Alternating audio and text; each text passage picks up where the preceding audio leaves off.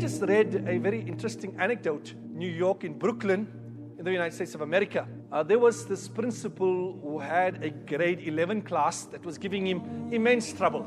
There were 7 teachers in 5 weeks that had changed, and he was totally out of his depths. He did not know what to do with this grade 11 class. 60% of them are all addicted to drugs, and 50% of them have been arrested already. Eventually, as a last resort, he calls back a 69-year-old lady who had been in retirement. And he tells the lady that I'd like you to take over this class, and looking at their profile, I'll make available a policeman to stand here with you in the class at all time for your protection. So the lady says, there's no need for that.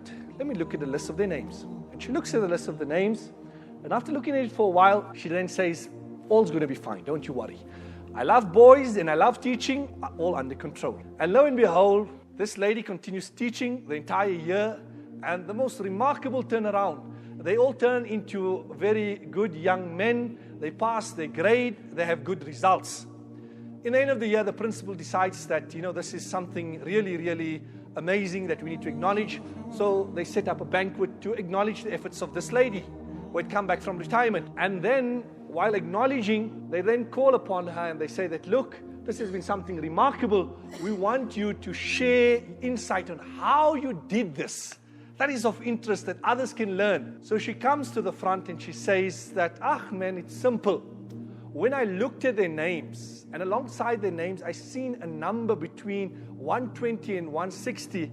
And with IQs of that level, I knew this is going to be a super class. And when she says this, the principal is totally flabbergasted. He says, but that isn't their IQs, that was their locker numbers. And at that point, the realization came upon them. That this lady, they entered into the class thinking that these were all brilliant students, and her attitude to them, and that made them then excel and change.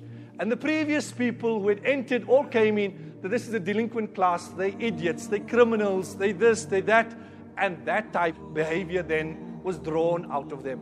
So your attitude to people has an impact. And that is why you cannot change the world, but you start by changing how you view people. People will forget what you said to them, but they will remember the way you made them feel.